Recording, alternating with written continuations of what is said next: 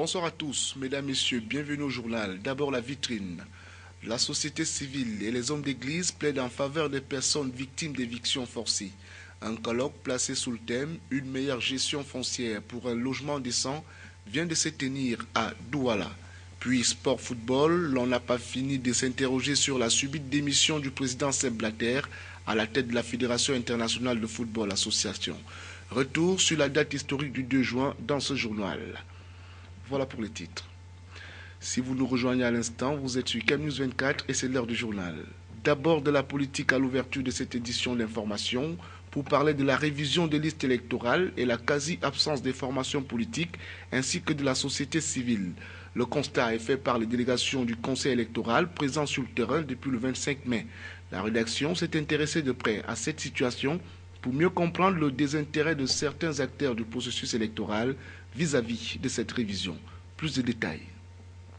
La révision des listes électorales engagée depuis janvier 2015 s'achève le 31 août prochain. En dehors des cas de panne des kits électoraux, l'opération se heurte aussi au désintérêt des acteurs qui devaient constituer les commissions mixtes des révisions. Conformément à la loi numéro 2012/001 du 19 avril 2012 portant code électoral qui dispose outre le représentant d'Elections Cameroun, les commissions de révision des listes au niveau communal sont composées d'un représentant de l'administration désigné par le sous-préfet, le maire ou un adjoint au maire ou un conseiller municipal désigné par le maire, un représentant de chaque parti politique légalisé et présent sur le territoire de la commune concernée. Seulement, depuis le 25 mai 2015, les délégations du Conseil électoral sillonnent le terrain et relève pour le déplorer l'absence des formations politiques et de la société civile. Les motifs de ce désintérêt à l'égard de la révision des listes électorales sont multiples.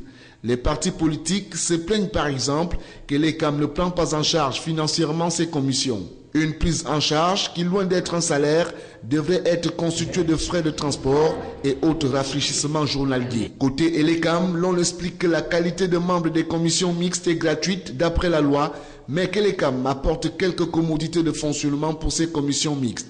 Jusqu'à l'opération de cette année, Elections Cameroun avait habitué les membres des commissions à certaines commodités. Celles-ci n'existent plus, ce qui semble être à l'origine de l'absence de certains représentants des formations politiques sur le terrain. L'autre argument, peut-être le plus efficace, met sur la sellette l'an de grâce 2015, qui n'est pas une année électorale au Cameroun. Pour être tout à fait complet sur le sujet, interrogeons le législateur sur les dispositions légales qui régissent et encadrent le code électoral au Cameroun. Les précisions avec Bintou Akoum. La révision des listes électorales est régie par la loi numéro 2012/001 du 19 avril 2012 portant code électoral. Celle-ci stipule à son article 51 que les listes électorales sont établies par les démembrements territoriaux d'Elections Cameroun et l'ECAM en relation avec les commissions mixtes compétentes. Même si l'alinéa 7 indique que les fonctions de membres d'une commission de révision sont gratuites. Plus loin, l'article 294 alinéa 2 souligne que la prise en charge du fonctionnement des commissions électorales est assurée par le budget d'Elections Cameroun ou le budget des élections. L'alinéa 1 du même article précise déjà que le coût du papier, l'impression des bulletins de vote, des enveloppes et de divers documents électoraux, ainsi que les frais de transport ou de mise en place du matériel et des documents électoraux sont pris en charge par le budget des élections. Dans la suite du journal, la société civile et les hommes d'église font le plaidoyer des personnes victimes d'évictions forcées à Douala. Ils sont réunis depuis ce 3 juin 2015 dans le cadre d'un colloque placé sous le thème « Une meilleure gestion foncière pour un logement décent ». Les travaux de 2 jours vont aboutir à la prise d'un certain nombre de décisions à mettre sur la table du gouvernement pour faire reculer le phénomène. Benoît Dogmo et Apollinaire Zbenbon. Traumatisme, dislocation des familles, maladies, tels sont les effets néfastes que subissent les populations victimes d'évictions forcées. Au Cameroun en général et dans la ville de Douala en particulier, le phénomène est devenu récurrent. Il y a quelques mois encore, l'on assistait à une destruction massive des maisons d'habitation et autres lieux de commerce dans plusieurs quartiers de la capitale économique. Face à ces phénomènes grandissants, la société civile et les hommes d'église ont décidé de voler au secours de toutes ces personnes victimes d'éviction forcée. D'où la plateforme d'échange société civile et gouvernement, ouverte ce 3 juin 2015 à Douala et placée sous le thème « Une meilleure gestion foncière pour un logement décent ». Nous avons constaté depuis 2009 que nos concitoyens sont mal logés et en plus d'être mal logés, subissent au quotidien des déguerpissements forcés. Donc c'est au vu de tout cela, de ces ensembles de mots, en tant qu'organisation de défense des droits de l'homme, nous avons pensé effectivement réunir un certain nombre d'acteurs pour réfléchir sur la question foncière, parce que c'est ça la base du logement. Le colloque de Douala, organisé par la dynamique citoyenne, est soutenu par le Godas Caritas de Douala, représenté ici par le vicaire général de l'archidiocèse de Douala. Nous sommes venus réfléchir sur un problème d'intérêt commun, un problème qui a autrefois posé beaucoup de dommages aux citoyens camerounais qui ont besoin d'être respectés dans leur dignité humaine. À défaut de mettre fin aux évictions forcées, les 2 jours de réflexion prévus pour ce colloque permettront aux différents participants de trouver des solutions idoines pour faire reculer le phénomène. Le ministre de l'Éducation de base, Youssouf Adidja Lim, a présidé en début de cette semaine à Yaoundé la cérémonie de remise officielle des manuels scolaires aux écoles primaires publiques du Cameroun. C'était en présence de Grégor Binker, le directeur des opérations de la Banque mondiale au Cameroun et partenaire de cette initiative. Les détails avec Salomon Foué, Marcel Voldabeng et Ghislain Kougan pour le récit. Il s'agissait de la remise d'une cargaison constituée de manuels scolaires et autres matériels didactiques aux écoles primaires publiques du Cameroun, représentés par les 10 délégués régionaux de l'éducation de base, soit un total de 2 800 000 manuels, cahiers d'activités et autres guides pédagogiques à distribuer sur 3 ans. C'est le fruit d'un don que le gouvernement du Cameroun a obtenu du partenariat mondial pour l'éducation. Ce dernier est géré par le ministère de l'Éducation de base à travers le programme d'amélioration de l'équité et de la qualité de l'éducation sous la supervision de la Banque mondiale.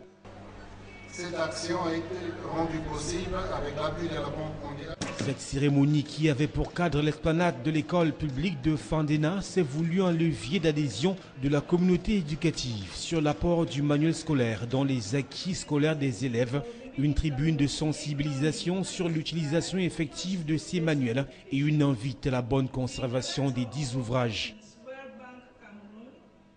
En somme, il aura été question pour le gouvernement de montrer l'importance qu'il attache au manuel scolaire dans la perspective d'une amélioration substantielle de la qualité des enseignements des élèves. Les formations hospitalières publiques du Cameroun fournissent un service minimum depuis le 1er juin dernier. Le fait est relatif au mot d'ordre d'arrêt de travail conjointement signé le 26 mai dernier par le président du syndicat national des personnels médico-sanitaires du Cameroun et le président du syndicat national des personnels des établissements et entreprises du secteur de la santé du Cameroun. En attendant les résolutions qui viendront des réunions initiées par le ministre de la Santé publique, retrouvons nos reporters Benoît Dogmo et Apollinaire Zobenbon, présents hier à l'hôpital Akentini de Douala. C'est un service minimum que les patients de l'hôpital de l'Akentini de Douala sont soumis depuis ce 2 juin 2015, 24 heures après l'entrée en application du mot d'ordre d'arrêt de travail annoncé par les syndicats de santé au Cameroun. Le service minimum observé dans cette formation sanitaire est le résultat d'un consensus trouvé entre l'administration et le personnel soignant en attendant les négociations qui ont cours du côté de Yaoundé. Il y a un service minimum, ça a été géré, ça a été négocié avec les responsables de la Kentini. On a accepté le service minimum. Mais avec l'évolution des choses, je pense qu'on sera fatigué d'accepter ce service minimum. Par ce mouvement d'humeur, le personnel médical en service dans les hôpitaux publics veut faire entendre ses revendications. Mais le plus important, c'est le statut particulier. Notre statut particulier doit être réactualisé. Vous voyez déjà, dans un même hôpital, vous avez des gens de statuts différents.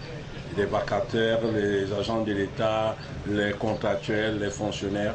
Et ils sont gérés à des rythmes différents, à des faveurs différentes. Lorsque vous avez à côté de vous quelqu'un qui a fait la même formation que vous, mais à la fin on constate que lui il a le double de l'argent que vous avez. Et au niveau des primes même, il est primé, vous n'êtes pas primé. C'est là le problème.